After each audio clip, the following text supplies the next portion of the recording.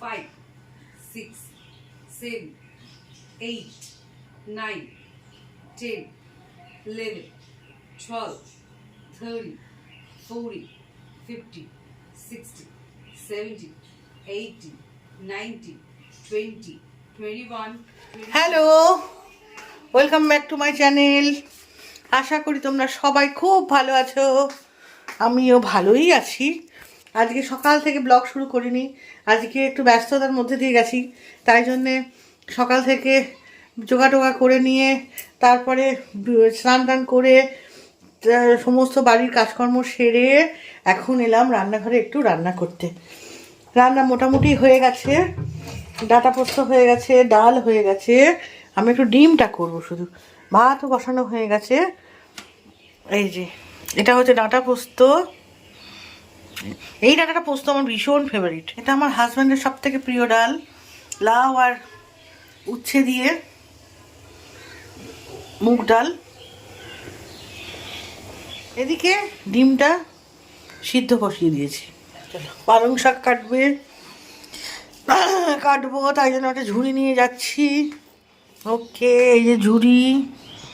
নিচে বসা তো খুব টাফ ব্যাপার আমার পক্ষে। টাফ ব্যাপার মানে নিচে বসা আমার পক্ষে সম্ভবই নয়। এখানে বসে বসে কাটবো। হ্যাঁ, ডিমটা সিদ্ধ হচ্ছে এখন সবে, এখনও সিদ্ধ হয়নি। সিদ্ধ হলে ছাড়াবো, ছাড়িয়ে তারপরে গিয়ে ডিমটা রান্না করব। ততক্ষণের জন্য আমি একটু বিরতি নিলাম তোমাদের কাছ থেকে, পরে আবার ফিরে আসছি রান্নাঘর থেকেই। ডিম ভাজতে বসিয়ে দিয়েছি। ডিমের, এটা হচ্ছে হাঁসের ডিম এনেছে রে, ডিমের ডালনা রান্না করব। তো হাঁসের ডিম এনেছে, হাঁসের ডিম ভালোই লাগে, আমাদের সবাই খুব পছন্দ করে। আমি একদম সিম্পলভাবে যেভাবে করে সেইভাবেই করব। খুব একটা যে মশলাপাতি দিয়ে করব তা নয়। বেশি মশলা দিয়ে রান্না করলে জানেন তো খুব ভালো হয় না। হালকা পাতলা রান্না করলে রেখেছি, খেতেও যেমন সুস্বাদু হয় আর খেয়েও খুব মজা হয়। ওই জন্য খুব হালকা পাতলাভাবে রান্না করবো। ডিমটা রান্না করতে যেহেতু এবার ডিমগুলো আলুগুলো সব ভেজে রেখে দিয়েছি। এই যে ডিম ভাজা হয়ে গেছে,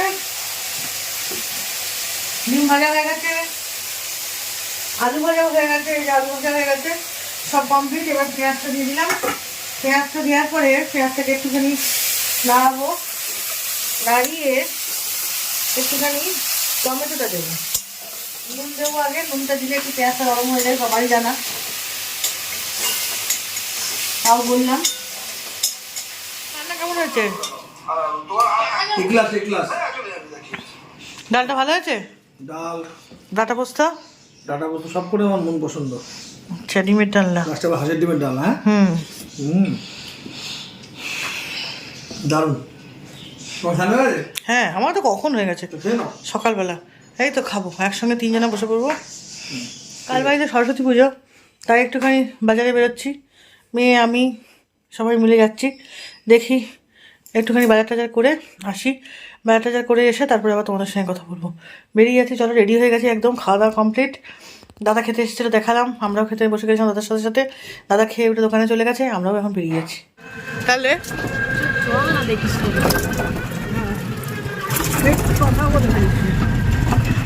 আপনি কিছু বলতে চান? আমি বলতে চাই যে তুই একটু বেশি কথা বলবি না, যা বলবো তাই শুনবি।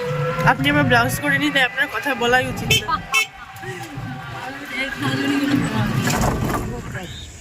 দেখুন আপনারা, কিতনা আচ্ছা প্যারা ভিউ হ্যাঁ না। ওই দেখো না, ওই পাশে লালু হলু, লাল হলু। হ্যাঁ, ওই যে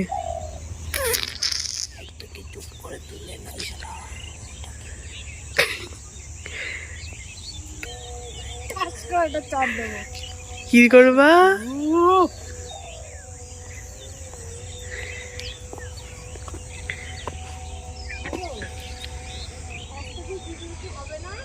হ্যাঁ, করো।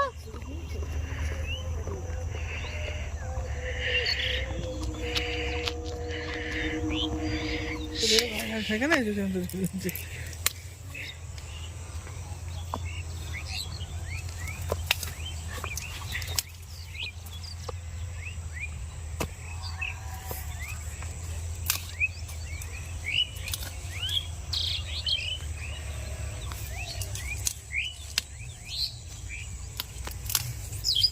এটা গাছকে খাড়া করে রাখতে কত কিছু দিতে হয়। তোমার কি কটা তোলার ইচ্ছা? না, একটা তুলে ফেলি।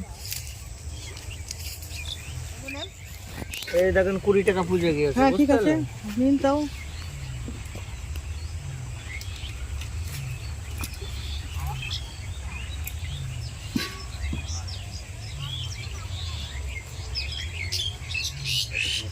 হ্যাঁ, এবার এই ফুল নেন, ছোট ফুল। কোনটা? এই ছোট ফুলগুলো। এটা না, ওইটা ওইটা। এটা হ্যাঁ, এই এক বান্ডেল 20 টাকা দাম। না ম্যাম নিয়ে নেন। আচ্ছা, এই এই সাদা সাদাগুলো নেন। কোনটা? এটা হ্যাঁ হ্যাঁ, 350 টাকার উপর 24টা স্টিকার দাম হয়েছে। এখানে রাখলে কেউ নেবে? না না, সম্ভব না। অথচ আমার পাইকারি মালটা সেটা চলে যাচ্ছে। এখানে জোর হলে 50-60 টাকা স্টিকার নেবে। আর ওই মালটা যাবে কোথায়? আমাদের এখানেও থাকবে না, নেপাল ভুটানে চলে যাবে। নেমানো ওটা নে। তারপরে না, বিশেষ করে বিহারি মারোয়ারি সব লগ্ন থাকলে পরে ভুল ব্যবহার করে তারা, ওরা আর এখন রেট দেখে না। আর ওদের বিয়ের ডেট হলে পরে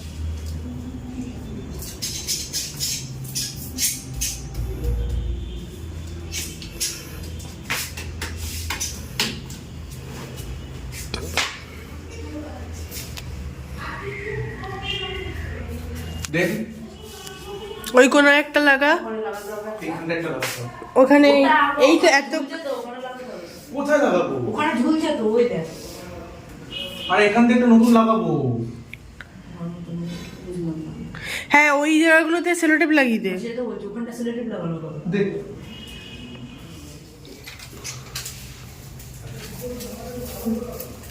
ডবল সাইডে। এটা তো একটু ছাড়াতে গিয়ে- আচ্ছা, আরে নেন, এটা দিই। এনে কিন্তু কোদোয়া নাকি হোয়াট ইজ দিস? ওটাই তো ঠিক নেই, দাঁড়ান। ব্যাপার কিসে তোলায় ব্যস্ত। হ্যাঁ, এটা দুটো করে কাটতো। কি এ প্যান্ডেল হচ্ছে? কেন? আর এটা দুটো ঝোলাবো, দে দে। প্যান্ডেলের কাপড়টা একটু ভালো দরকার ছিল, এই আমি দিচ্ছি, দিচ্ছি। দে দে, ওটা দে। ফ্যাকাশ হয়ে গেছে কাপড়টা। কাপড়টা কি পাল্টে দেবো? আর পাঠানো যাবে না। একটু চকমকে কাপড় হলে ভালো হতো। তোর মার তো কত শাড়ি আছে, ঠিক। এনে দে। সব এই যে সদস্যরা বসে আছে সরস্বতী পুজোর আয়োজন করছে, প্রচুর লোক, প্রচুর সদস্য। তোরা কোনো কদিন না একজন কাটছে, একজন বাজছে, নানান কায়দা। এগুলো কিন্তু ভালো, এগুলো কিন্তু ভালো। আরেকজন অ্যাসিস্ট্যান্ট, এগুলো যদি ভালো ভালো হতো। ভালো হতো। এ মা, এটা খোল। খোল খোল খোল খোল খোল। ভালো দেবো, যেটা ভালো সেটা ভালো দেবো। আজি পাবলিক। সত্যি এটা হয়ে গেল। এটা কি হচ্ছে, এটা কি আদর দিচ্ছে রে? কি অবস্থা এটা? কোথায় কোথায় যা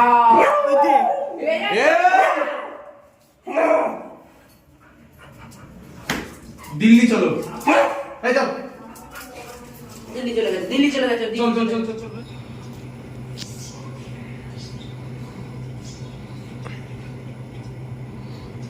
বাজারে যাচ্ছি পুজোর বাজার করতে, সরস্বতী পুজোর বাজার করতে। আমরা 3 বউ যাচ্ছি আর বাচ্চাগুলোকে নিয়ে যাচ্ছি। যাই করে আসি, রাত অনেক হলো, প্রায় 8:30 বেজে গেছে। চলো যা যাক, এবার যেতে যেতে আবার কথা বলবো। ও কি কেন তাকে বলে যাও আমাদেরকে? হ্যাঁ, ওখানে আমি ভাবলাম ওর একটা চাদর পাতলাম, ভাবলাম ঠাকুর রাখবো, এসে শুয়ে পড়েছে।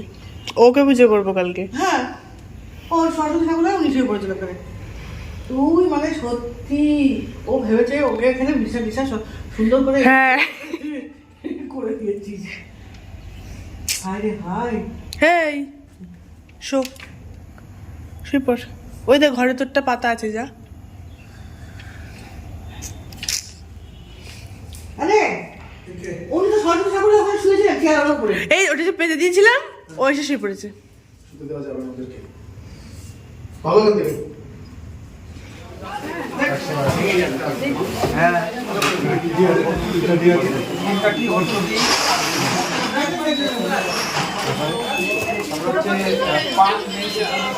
হ্যালো, আমি এই তো এখানে পরে এসেছে, লাগালা পরে এসেছে।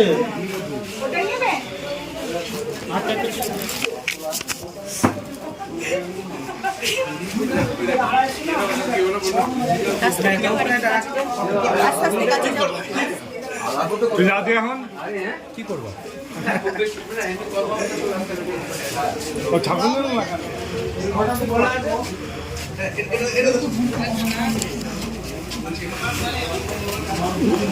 আর একটু প্লাস্টিক চালটা আমার হাঁসগুলো যাতে আসে হ্যাঁ এসছে হাঁস।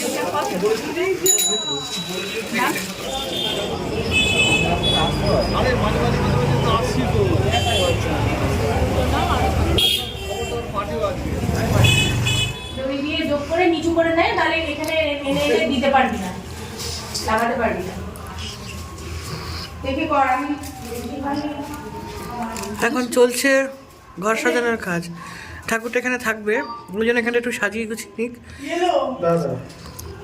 পুজোর বাজার সব কমপ্লিট করে এইমাত্র এলাম। এখন মোটামুটি 10:30 মতন বাজে। লাগবে ওরা দুই ভাই বোন করুক এটা। সুকামাকে ডেকে ঠাকুরটা দেখা। আমার মুখ খোলা হবে না। কেন? মুখ খুলতে হবে না, ছবি দেখি না ভিডিও। আজকে সারা রাত এরকম কাজ চলবে। সারা রাত না চলুক, রাত্রি 12টা তো বাজবেই। আমার আর সম্ভব নয় এদের সঙ্গে তাল দেওয়ার। আমি ঠাকুর ঘরেই আছে, দেখ খুঁজতে হবে। এই যে ও এখানে এটা করছে, আমি এইখান থেকে আমি আমার ব্লগটা শেষ করলাম। আর উপরে গিয়ে বাড়ালাম না, কারণ মেয়ে এখন এই ফোন নিয়ে থাকবে। ওই জন্য আমার ব্লগটা শেষ করতে পারবো না রাত্রে, তাই এখানেই শেষ করে গেলাম। আজকের মতন আমি এখান থেকে বিদায় নিচ্ছি। কালকে আবার নতুন জায়গায়, নতুন সময়, নতুন ভাবে আপনাদের সামনে আসবো। কারণ কালকে সরস্বতী পুজোতে তো একটা ব্লগ অবশ্যই হবে সুন্দর দেখে। সকাল থেকেই আসবো, অনেক সকাল থেকেই শুরু করবো ব্লগটা। আজ এখানেই শেষ করছি। বলবো শুভরাত্রি, গুড নাইট। এই গুড নাইট কর দেখি। Good night guys. দেব গুড নাইট বল সবাইকে গুড নাইট, শুভরাত্রি। কালকে সাজিয়ে গুছিয়ে নতুনভাবে আপনাদেরকে আবার দেখানো হবে।